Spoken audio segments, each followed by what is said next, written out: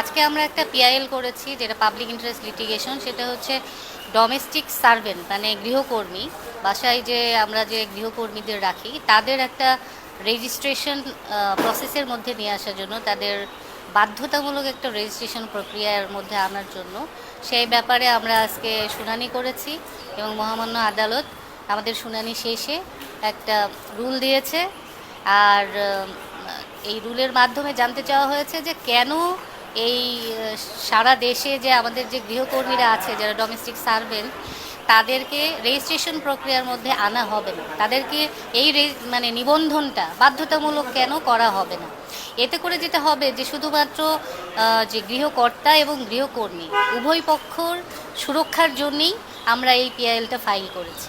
এবং আমাদের আজকের এই পিআইএলটা ফাইল করার একটা উদ্দেশ্য হলো, রিসেন্টলি যে মোহাম্মদপুরে যে ডাবল মার্ডার যে হলো, মা এবং মেয়ে গৃহকর্মীর হাতে যে নৃশংসভাবে খুন হলো, এবং তারপরে ভেরি রিসেন্টলি যেটা উত্তরাতে দুজন বয়োবৃদ্ধ মানুষ, তাদেরকে ওভার ড্রাগস দিয়ে, স্লিপিং পিল দিয়ে গৃহকর্মী জুয়েলারি যে চুরি করে নিয়ে গেল।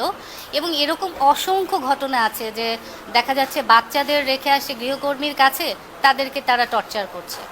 আমরা শুধুমাত্র গৃহকর্মীদের এটা এগেনস্টে না, তাদেরও একটা সুরক্ষা, তারা একটা রেজিস্ট্রেশন প্রক্রিয়ার মধ্যে আসলে, এবং তাতে করে কি হবে যে গৃহকর্তা সেও নিজেকে সেফ ফিল করবে, এবং গৃহকর্মী তার যে রাইটসটা আছে সেটাকেও কেউ আর কাটিল করতে পারবে না। তার রাইটসটাও কিন্তু সে যে কোনোভাবে, তার অধিকারটা আর কখনো লঙ্ঘিত হবে না, এবং তার একটা নিজস্ব আইডেন্টিটি থাকবে। কারণ আমাদের এই পিআইএলটা আরও বেশি উৎসাহ আমাদের জুগিয়েছে এই কারণে যে অনেক সময় যে ফ্রিল্যান্সিং গৃহকর্মী যে একজন আসলো, আমরা কিন্তু ওরকম প্রপার তাদেরকে চিনি না, তাদের আইডেন্টিটি কার্ড এবং তাদের অ্যাকাউন্টেবিলিটির যে জায়গাটা, জবাবদিহিতার জায়গা, এই জায়গাটা থাকে না আসলে।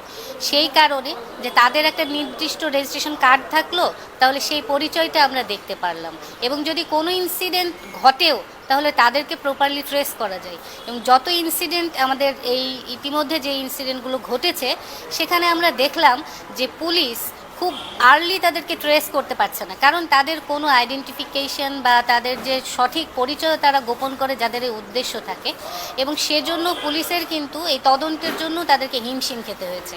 এভরি ইনসিডেন্টে আমরা এটা কিন্তু লক্ষ্য করেছি। আর সেই কারণে আমাদের দেশে এক্সিস্টিং একটা এই ডোমেস্টিক সার্ভেন্টদের জন্য রেজিস্ট্রেশন অর্ডিন্যান্স আছে। 61-এ সেই অর্ডিন্যান্সটা করা হয়েছিল।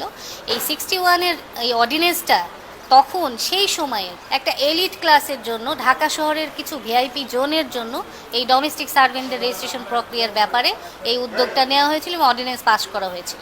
এখন আমরা এই সময়ের দাবি, আমরা 2026-এ এসে আমরা বলতে চাই যে শুধু স্পেসিফাইড এরিয়ার জন্য না, এই অর্ডিন্যান্সটাকে হোল বাংলাদেশে এটা কভার করার জন্য, যে যারা গৃহকর্মী হিসেবে নিজেদের পরিচয় দিবে, তাদের নিজস্ব আইডেন্টিটির জন্য তাদের একটা রেজিস্ট্রেশন কার্ড থাকবে, নির্ধারিত তাদের পরিচয়পত্র থাকবে, এবং যেটা দেখে গৃহকর্তা তাদেরকে কাজে নিয়োগ দেবে, এবং তারা অনেক সময় তাদের প্রপার বেতন ভাতা এবং সেই সুবিধাদি, যাতে তারা যে সঠিকভাবে সেখানে এমপ্লয়েড হয়েছে, তাহলে সেই সুবিধাদি তারা যাতে আদায় করতে পারে। অনেক ক্ষেত্রেই দেখা যায় একজন গৃহকর্মী অল্প কিছুদিন কাজ করেছে, তার কোনো সেই রকম এগ্রিমেন্ট বা ওরকম ভার্বাল এগ্রিমেন্টগুলোর কারণে তারা কিন্তু পরবর্তীতে তাদের এই সুবিধাদি আদায় করতে পারে না।